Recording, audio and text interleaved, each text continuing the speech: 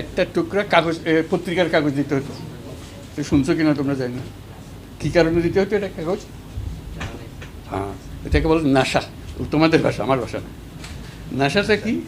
ওর মধ্যে তামাক হতো এখানে প্রচুর, এখন হয় কিনা জানি না, এখনও ওই তামাকের থেকে তামাকটা ফ্রি পায়, জমিতে আছে, ওই তামাকটা মুড়ে এই কাগজ দিয়ে, ওই কাগজ মোড়ার জন্য ওই কাগজও নেই তার কাছে, ওই কাগজটা তাকে বেতনের সঙ্গে দিতে হতো, বিড়ি খাবে। এটার নাম ছিল নাশা, এখনও শব্দটা আছে কিনা জানি না। সেই অবস্থার মধ্যে থেকে এটার এখন দিকে অবাক লাগতেছে, বহুদিন পরে আসছে যে পরিবর্তনগুলো, এবং বাংলাদেশের পরিবর্তন অনেক হতে পারে, এটি হলো আসল বিষয়। আমরা জিনিসটাকে দুমড়ে মুচড়ে একবার শেষ করে দিয়েছি। এর মধ্যে যে প্রাণশক্তি ছিল, প্রাণশক্তিকে নিংড়ে দিয়েছে, এটি দুঃখ। এই যে গ্রামে গ্রামে, রংপুরের মধ্যে হেন গ্রাম নাই আমি যাই নাই। এই যে পীরগঞ্জে গেলাম, এই যে পীরগঞ্জ অন্তত 5 বার এসেছি আমি। গ্রামে গ্রামে মানুষের সব ঘর নাই, বাড়ি নেই, কিচ্ছু নাই। সেই রংপুর, সেই বাংলাদেশ এখন তোমাদের হাতে, কোথায় নিয়ে যাবে? এই রংপুরকে তোমরা যেখানে নিতে চাও নিয়ে দিতে পারো, এই শক্তি তোমাদের কাছে। এটি হলো বিষয়। এটা কোনো গবেষণার বিষয় না, এটা নিজের মধ্যে শক্তি আছে বিষয়, আর কিচ্ছু না। আমাকে তো পৃথিবীর বিভিন্ন দেশে, বিভিন্ন গ্রামে নিয়ে যায়, বাংলাদেশের সঙ্গে কারো তুলনা হয় না। মানুষের প্রাণশক্তিটা, আর কিচ্ছু না।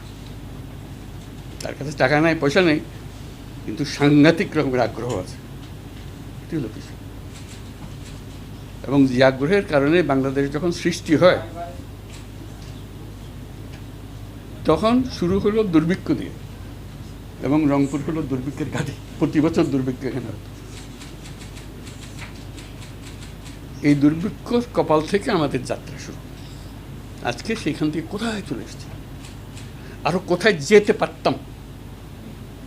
এবং শুধু এই তোমাদের মতো ছেলে মেয়েদেরকে যদি আমরা বলতাম যে যাও বাবা, এখন যাও, করো কাজ, শুধু এইটুকু দরকার, কিচ্ছু দরকার নেই।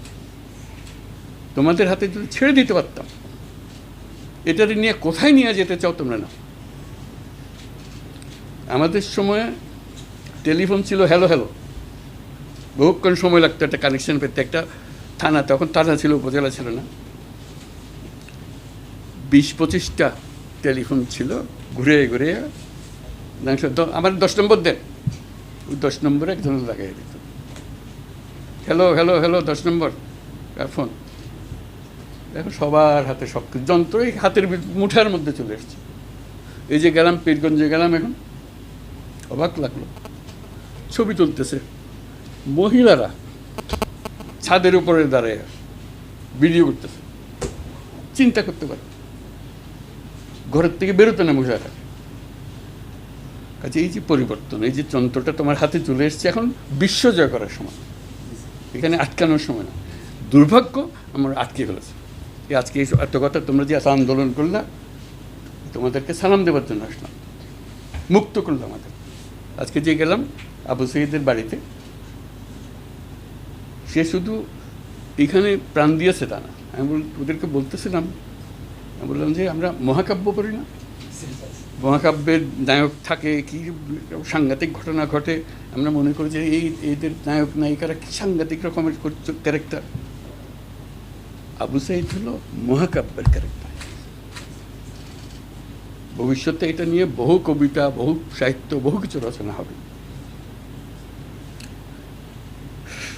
কিন্তু সেটা যে দেখে গেল, চমকে দিয়েছে সবাই। এই একমাত্র ওই যেটা তাকে গুলিটা খাইয়া যে ছবিটা দেখলো, আর মানুষকে থামানো যায় না, আর থামানোর উপায় নেই। সবাই তখন মনে হচ্ছে আমি তো অবশ্যই, আমি তো অবশ্যই, মারও কত বলতে পারবো। সে যখন নিচে আমিও নেব। সারা দুনিয়া চমকে গেছে। তোমরা যেটা করেছো এটা শুধু বাংলাদেশের ঘটনা না, এখন সবাই দেখতেছে এটা কী বিষয়। কেন একটা সরকার, এই ছাত্ররা কীভাবে উঠে হতে পারে, তোমরা করছো। এবং যেটা করছো, এই যে আমি বারবার বলছি, এটা আমাদের দ্বিতীয় বিজয় উৎসব। এই বিজয় উৎসবটা যেন আমাদের হাত থেকে ফসকে না যায়। এবং এটা তোমরাই পারবা, আমরা কেউ পারবো না। আমরা এখানে চালাতে আমাদের ক্ষমতা নেই। তা আমরা কথা বলবো, বক্তৃতা করবো, সব করবো, কিন্তু এটা করার ক্ষমতা নেই। আমি ব্যাখ্যা দেবো খালি, কাজ না করে। তোমরা কাজটা করে ফেলো।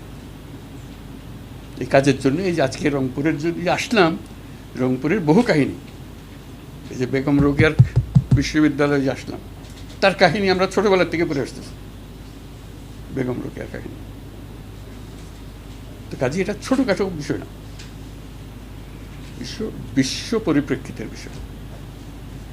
বলছি যে আমাদের যারা তরুণদের বয়সের সীমা অতিক্রম করে গেছে, মেহেরবানি করে আপনারা রাস্তা ছেড়ে দেন। আপনারা প্রতিবন্ধকতা করতেছেন। এদের এই যে শক্তি, প্রাণ শক্তি যেটা আছে, ওরাই সব নিয়ে যাবে বাড়ি করে।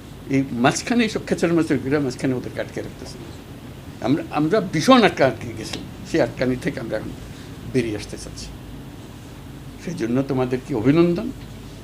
সবাই, আমরা সবার জন্য একটা তালি দিই। রংপুর যেটা করেছে একটা ভীষণ কাণ্ড, একটা ভীষণ কাণ্ড। এই কাণ্ডটা, এই শক্তিটা কিসে ব্যবহার করবো? স্বপ্নটা কি? যে কোনো কাজ করতে গেলে একটা স্বপ্ন লাগে। স্বপ্ন না হলে কাজ হয়, উলট পালট কাজ হয়। স্বপ্ন থাকলে স্বপ্নের পেছনে ঝাঁপিয়ে পড়তে হবে, দেখবে হয়ে গেছে। প্রথমে মনে হয় এটা অসম্ভব জিনিস, কাজে নেমে গেলে যে দেখা যায় হয়ে গেছে। এবং তোমাদের যে ক্ষমতা, সেটা হলো অসম্ভবকে সম্ভব করার ক্ষমতা। তোমাদের সামনে কোনো জিনিস সম্ভব নেই। শুধু বাংলাদেশ না, তোমরা সারা দুনিয়া পাল্টে হতে পারো।